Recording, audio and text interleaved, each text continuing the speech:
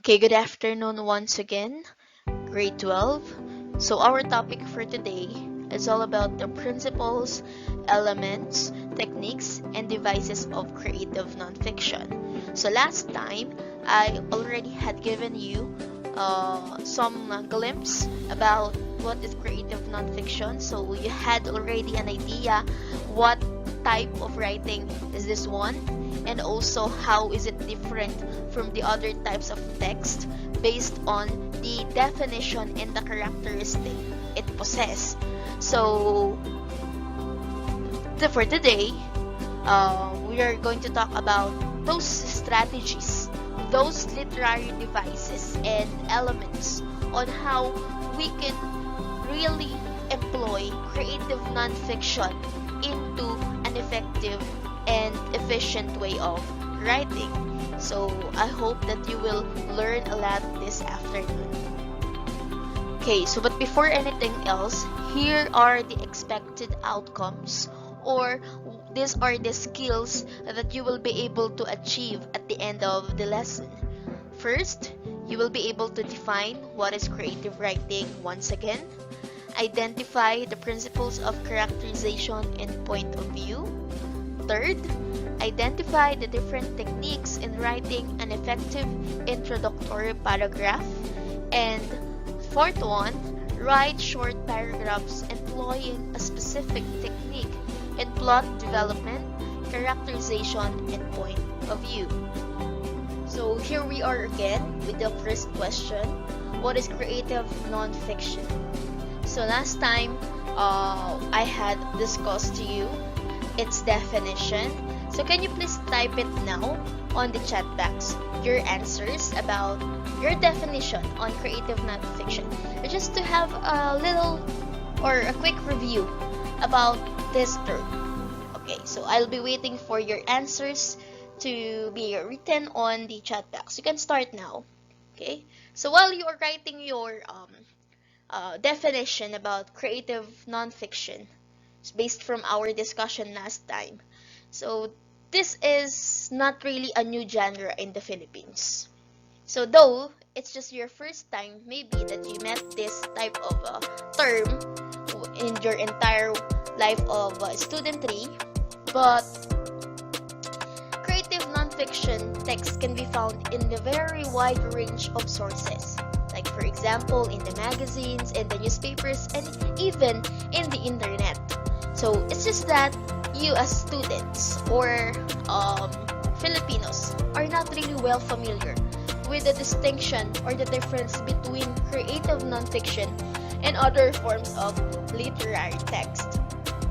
Okay, but most of us already encountered this type of text when we browse over the internet. Okay, when you read the magazines and the newspapers we have at home. So, what is really creative nonfiction? So, okay, when we talk about it, it's basically it's basically about the artistry put in conjunction with factual events or facts. Okay, so it is an artistic way of relating factual events to the reader. It means that you want to put creativity whenever you are writing any factual or true to life scenarios, and in that way it will be more appealing to your reader. Okay, and then it is also a genre, okay, which combines the authority of literature and authority of fact. So when you say authority of literature, we're talking about the merging, okay, of elements of literature into the elements of fact itself. So literature plus fact is the core of what we call creative nonfiction. So by just looking at the name itself, creative nonfiction, it means that the inspiration of it is drawn on facts, unlike in creative writing that usually focuses on writing based on the writer's imagination. Okay, another thing that you must remember in nonfiction, the events here will really happen, okay? Really happen in true to life, okay? And these events will be presented in a very creative way, and that it makes creative nonfiction. Now, as a writer of this genre, it requires you to have the skills. Okay, it requires you to have the skills. And what are these skills? Okay, the first one is the skill of a storyteller. And what are the requirements, okay, of a storyteller? Okay, what are the skills of a storyteller should require for you to be a very good writer of creative nonfiction? So basically, the story must have to know the plot development, the characters, and how the characters will be presented to the reader.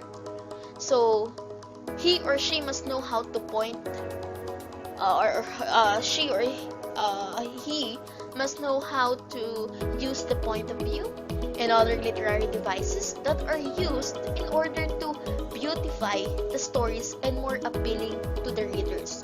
So, aside from the ability of or skill of a storyteller, in creative nonfiction, you should have the research ability of a reporter.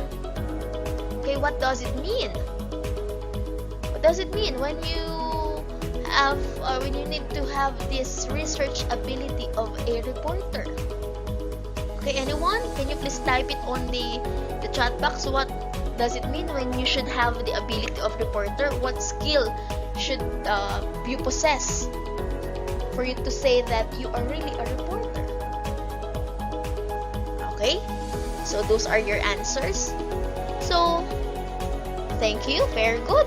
Okay, so you as a writer must have to present information that is only true. Okay, you must be presenting an information that is only true, and that is what we call creative nonfiction. So here, you are not given any opportunity or even the right to twist facts. You are not a writer who composes events that are only based on your imagination. Okay. All things in your story must be based only on facts. Again, I am trying to emphasize and give a very loud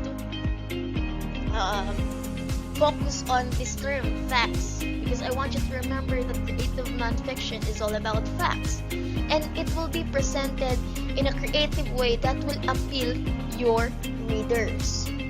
Okay, so that is creative nonfiction. So once again, it is a way of it is an artistic way of relating factual events to the reader, which combines the authority of literature and authority of fact.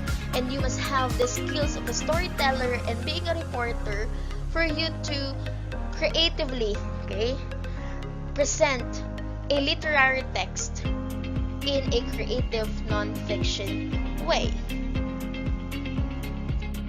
Okay, so now that we are done with a very short description of creative nonfiction, and I hope that you really understand its characteristic based from the definition I have given to you. So this time, let us talk about the plot development in creative nonfiction. So let us just have first a recall of plot. Okay, so what is really plot and how is it different to the other types of, or to the other plot of creative writing? So when you say plot, it is the pattern of related actions, events, and situations showing the development of the narrative. So again, I have to highlight that one.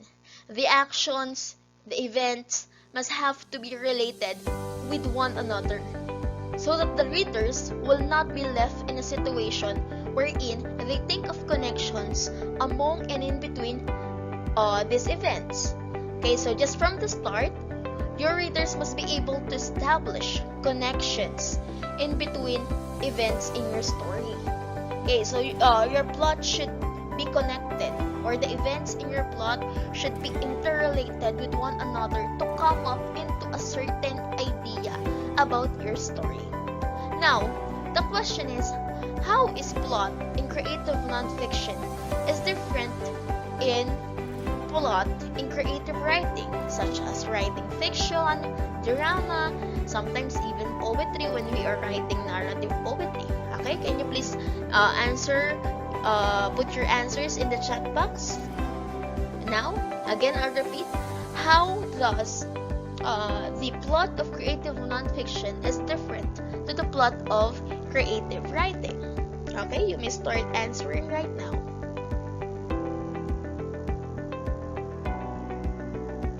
Okay, so here, while you are answering, okay, this is very simple.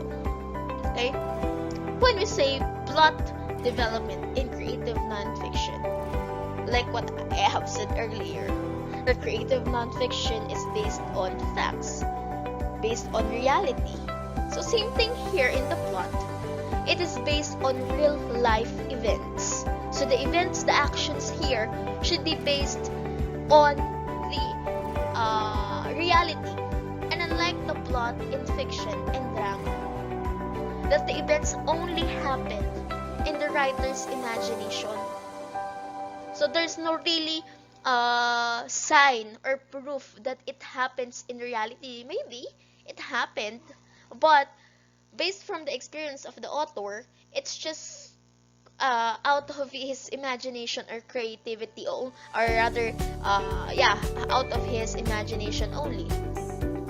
But in the creative nonfiction, these are events that really transpire on real life.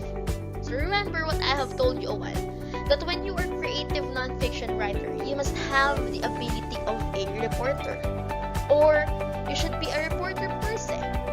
So what you see is what you report, and what happens is what happens also in your story.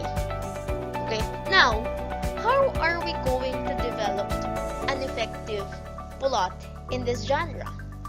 So these are the different parts that you must remember. The first one is the title. Okay, so how does the title is very important in developing the plot in creative nonfiction? Okay, title is the first thing that the readers would read. Am I right? Okay, so therefore, the title must have to tell something about the story itself. It must tell something about the content of the text. However, when we talk about title, it doesn't literally mean that it should tell everything about the text. At least, okay, 50 to 60% of the text will be told in the title itself. So pag nabasa mo yung title, alam mo na kung ano yung pag-uusapan.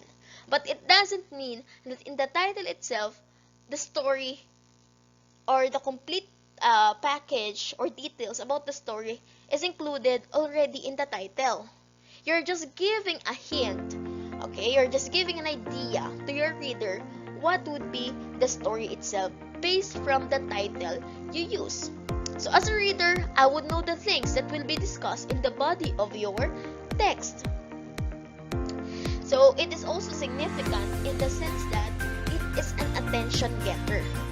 Okay, that is one thing that you must remember when you are writing something. How are you going to get the attention of your readers? Because that is very hard and not simple or not easy to do. So through your title, you can already get the attention of your reader. So you need to have a very well developed or very well written title for you to be able to engage your readers in reading your story. Okay, so do you have any question about the title? So again, remember, when you are creating a title, it should be something that will hook the attention of your readers so that they will be engaged them to your story. Okay, and then let's have another one. Another part of the plot is what we call the first paragraph, or it is also known as what we call the introductory paragraph. So the introductory paragraph is where the attention-getting device is also put. So hindi lang sa title dapat merong attention getter. Also, in the first paragraph, it is also very important for you to put any attention-getting device. So it is important for you to hook your readers into reading your text. So as a writer, also, you should respect your reader. So how would you show respect to your reader? So when we say respect, meaning you should give consideration into the time that your readers would use in reading your text. You should be thankful when you are given the chance by the readers to take their time in reading your story. And how could you reciprocate or how could you return back the favor by taking their time into reading your story? So definitely, by reciprocating their trust and giving their time to you as a writer, you should give them a quality output or text. How are you going to do that? Okay, how are you going to do that? Definitely, you must hook them. Okay? Bibingwitin mo sila para silang isda. Okay? And you are the fisherman. That you will hook them. And basically, that is the purpose of the first paragraph. Hindi mo na sila pakakawalan. Unang, sa first paragraph pa lang, okay, so they are already curious based from the title. So, binasa nila yung first paragraph. Now, it's time for you to really let them, okay, so you want to tell them na, kailangan mo pagpatuloy ito kasi parang ang ganda ng story. I need to find it out more. So, in the first paragraph, you should put something, an element that will let them think of what will happen next. Okay? So, ganun yung magiging thinking nila. Ano yung mangyayari sa susunod? Okay. And there are rather different ways on how you can write your first paragraph. There are techniques, okay? Or there are patterns na pwede natin gamitin when you want to write a first paragraph. Kasi sa atin parang, ang hirap naman ata magsulat ng first paragraph. How can I do that? How can I start? Yun yung napakahirap sa part natin. How can I start writing the first paragraph? So, this is one of the technique. The first one is passage of a vivid description. Okay, what does it mean when you say vivid? Vivid, something that is clear, okay? Something that is understandable. Something that we can see clearly. So, you are going to create or mention a certain passage or a certain statement that will clearly describe your story. Okay? So just really a short description. It doesn't mean that you say that the passage is that it's very long and it composes of 5 or more than 5 sentences or more.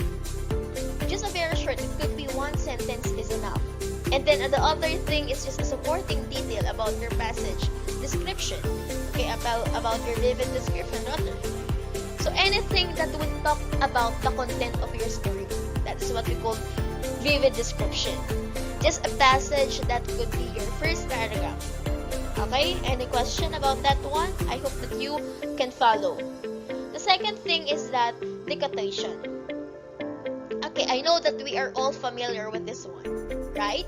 So quotation is a widely used attention-getting device for first paragraph of any essay. You are putting quotation something that is related to your topic. However, quotation must be used apparently, meaning you will use it when you don't have any other options.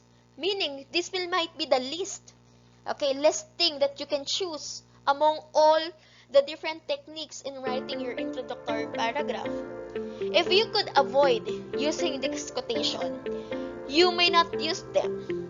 But if you use them, okay, kung wala ka na talagang choice at quotation na lang talaga yung naiisip mong paraan to introduce your topic, just make sure that the quotation you're going to use is effective and relevant to the story.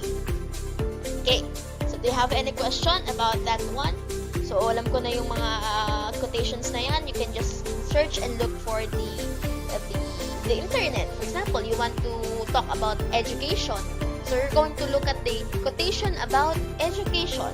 So, ang dami ka ng choices, marami ka ng pagpipilian. But just remember that quotation is the least option that you can choose whenever you're going to write first paragraph. Okay, another way is through listing or through list. So list is just about listing of items. You write down the items or you list down those important matters or things that is related to your story.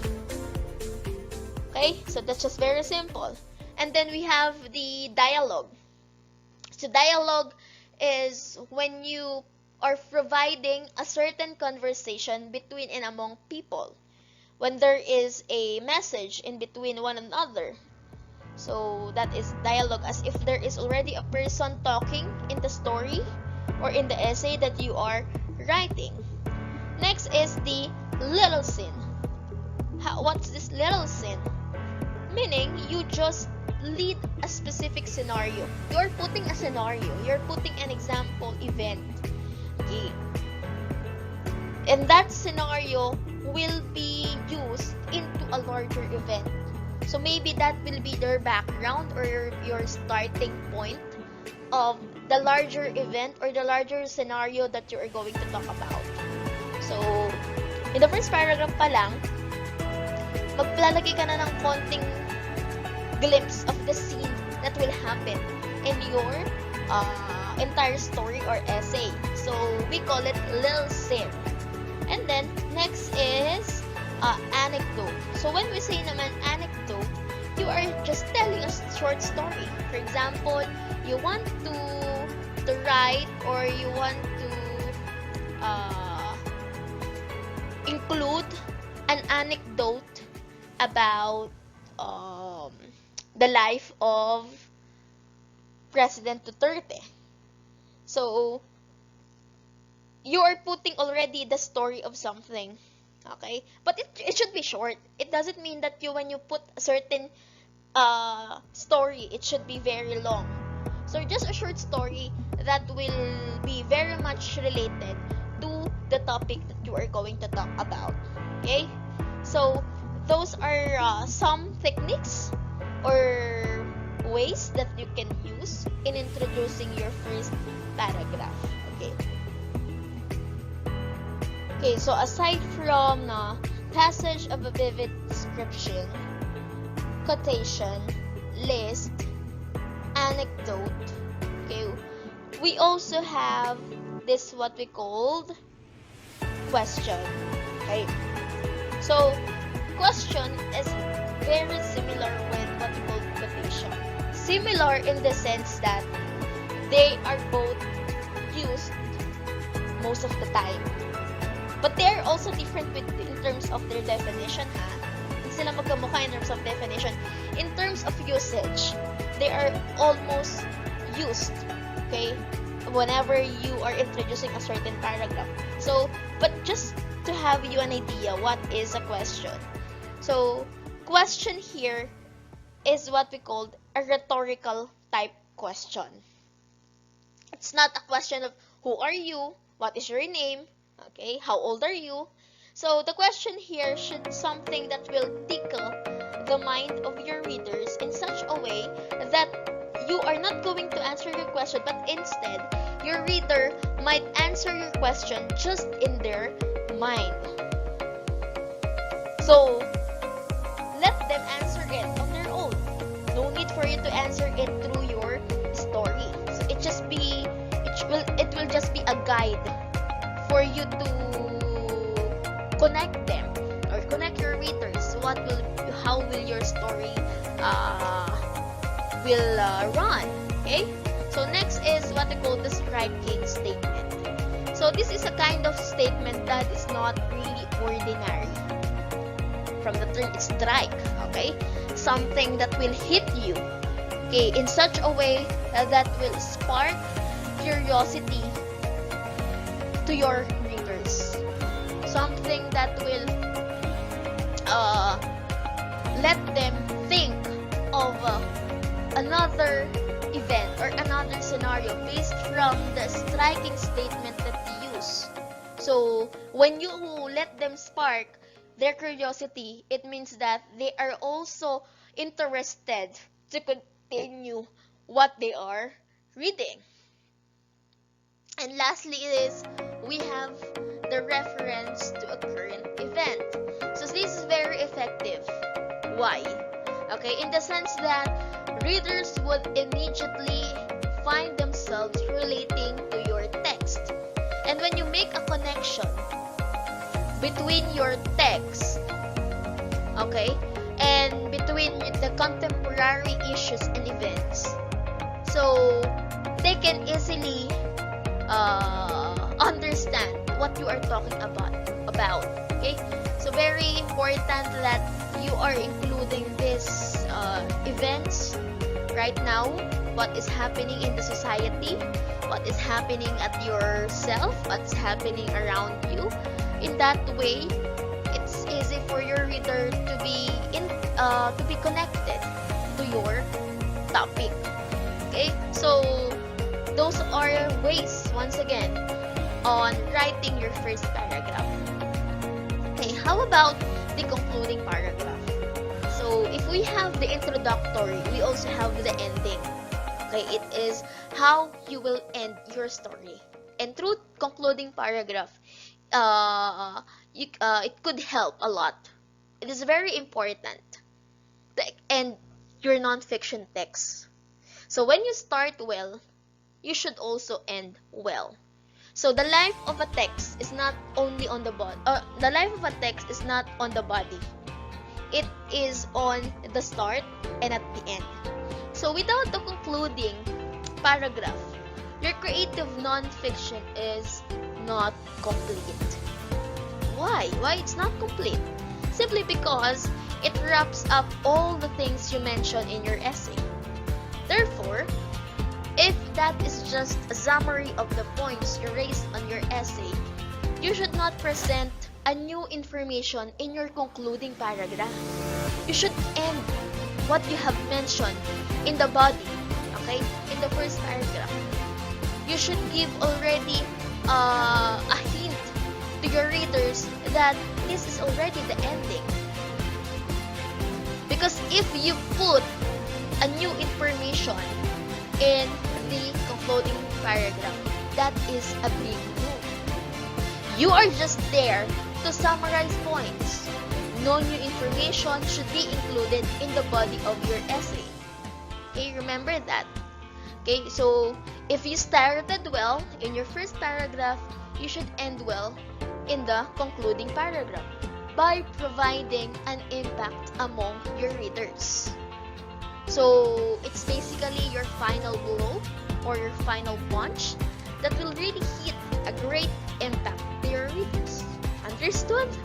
So once again, in the plot development in creative nonfiction, you should have the following parts. First is the title. The second one is the first paragraph. And the third one is the concluding paragraph. That is what we call plot. Okay, is there any more question about it? If there's no more question, I hope that you understand the development in plot, creative nonfiction. Okay, so now let's talk about the other element of literature, which is also an element that you will use in writing creative nonfiction, and we call it the character and characterization. Of course, you already know what is character, right? A character is someone that is playing in the story, or that is the one who had the role or who had the acting in the story.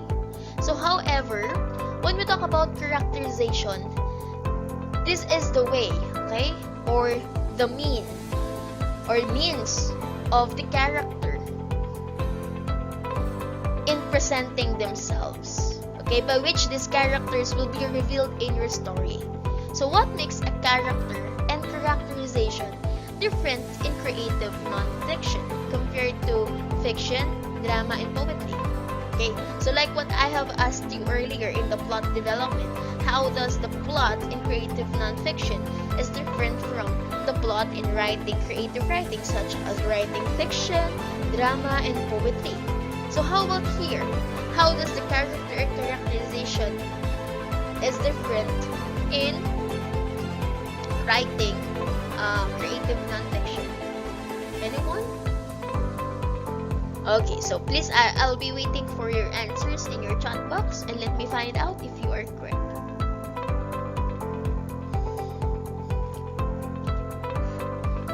Okay, so very simple.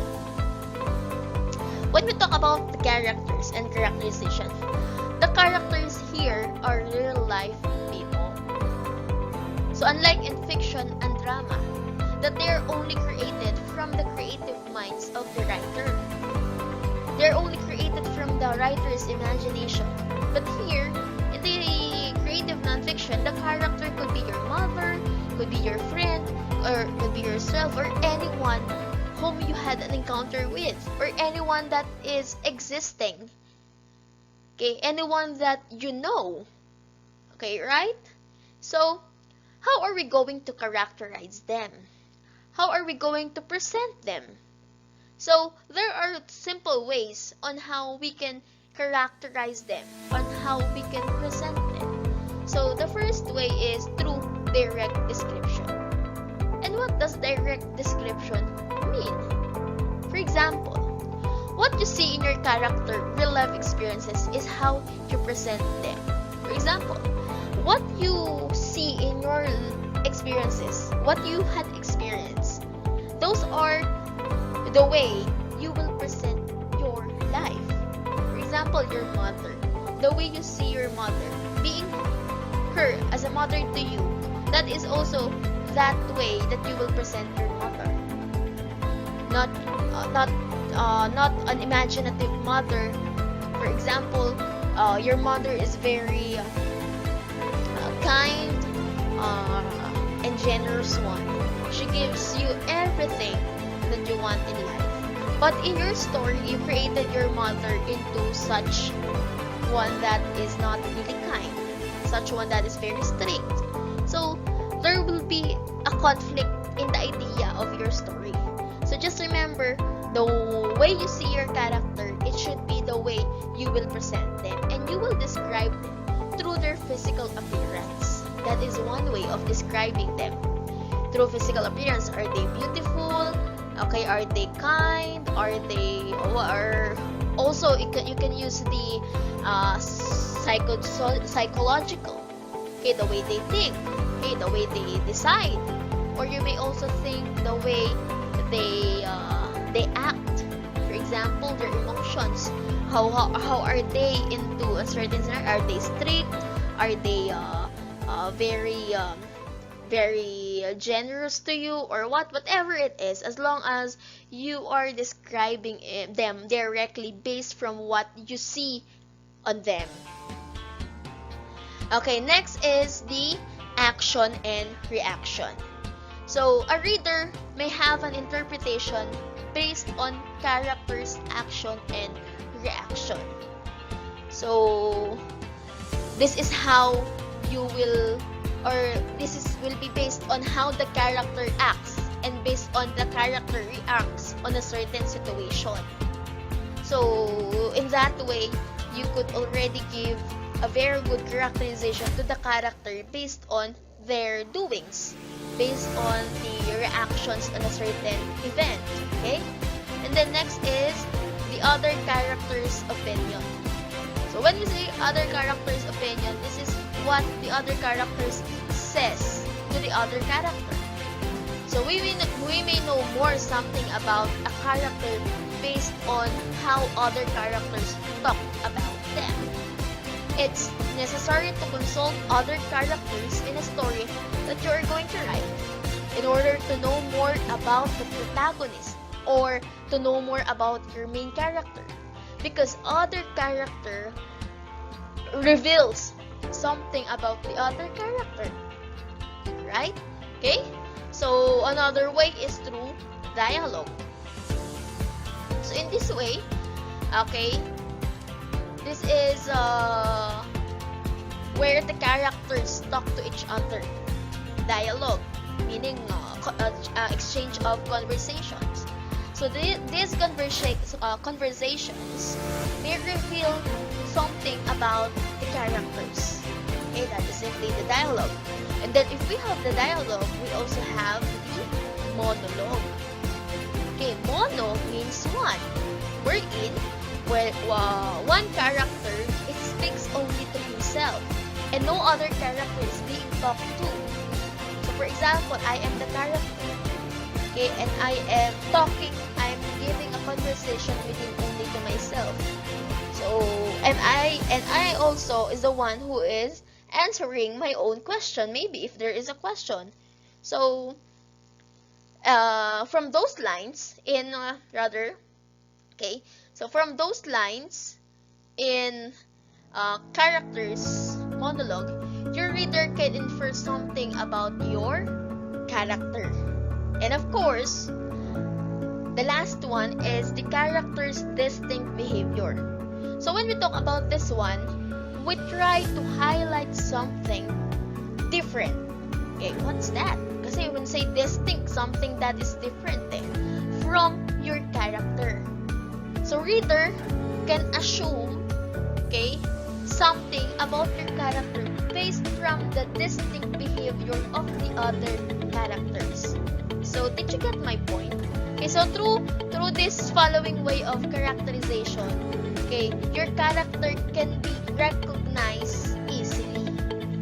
What is their action? Okay, what is their purpose? Why they are part of the character? So no need for you to really give them a very much wide description just to understand that this is a mother, that this character is a father. So through the use of characterization, it will be easy for your readers to understand what kind of character they are. Okay, so now let's talk about the point of view. So this is another element that is part of literature. So first is the plot. The second one is the character and characterization. And the third one is the point of view. So we're not talking about here anymore the setting because it's very simple. So when you say setting, it's just about the time and the place where the story takes place. So it's very what do you call that one? Very self-explanatory. So I didn't include it anymore because we all know what is a setting. So just to give you a very wide understanding about this element, so I just want to point out, okay, this point of view because a lot of students were very much unaware what is really point of view. When I ask a certain student during my during my teaching years in college, okay, I thought in the college university, I asked my first year college student what is point of view, okay, because as an English teacher you should be aware of it, and that's the student of mine is taking up education major in English. So as an English teacher, she must know what is point of view. So I asked her and she failed to describe or even say something about this term. So as early as now, I just want you to be aware what is really point of view so that it will be very easy for you to create a certain essay or a certain story without even asking yourself what are these elements that I should include to make a creative and to make an appealing story for my reader. So let us move on. So when we talk about point of view, let us discuss first approach. Okay? So when we say approach, it has something to do with the angle or with how the story is handled. So there are two types of approaches. The first one is objective and the second one is subjective. Okay? So yan. Objective and subjective. So when we talk about objective approach, it has something to do with facts. Okay? It has something to do with facts. While subjective approach has something to do with emotions. Okay? Remember this? Pag sinabi nating objective, we're talking about facts. Pag sinabi nating subjective, we're talking about emotions. Emotions also will be true if you experience it, okay? So don't tell me na, ma'am, emotions can be just an imagination. No. We're talking about here an approach, okay? Or a point of view wherein we are on reality, okay? So objective, again, about facts. Subjective, about emotions. So, what is the difference between the two? So, let's start first with the objective approach. So, when you report a certain event, for example, a reporter is talking about a DOH data of coronavirus through a text. So, how could how could the DOH how could the reporter report through an objective approach? So, he will use a statistic. Okay? And that is considered objective because statistics provide us fact, provide us something that is true, and there is a basis why there is a statistic. However, when you make use of subjective approach, there is a tendency or need to include emotions and need to include your personal judgments of personal situation. Okay, so aside from emotion, the personal judgment is also part in the subjective approach. So let us give you an example. So a nurse writes a personal essay about her patients in coronavirus.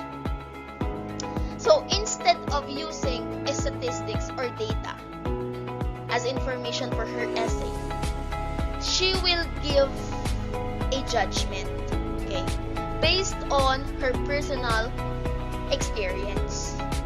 Okay, in that way, that is subjective. So the way she experienced having a patient of COVID-19, she will employ the emotions or the personal judgments based on the scenario that she had. So that is an example of subjective approach. No facts, rather no statistics is being used.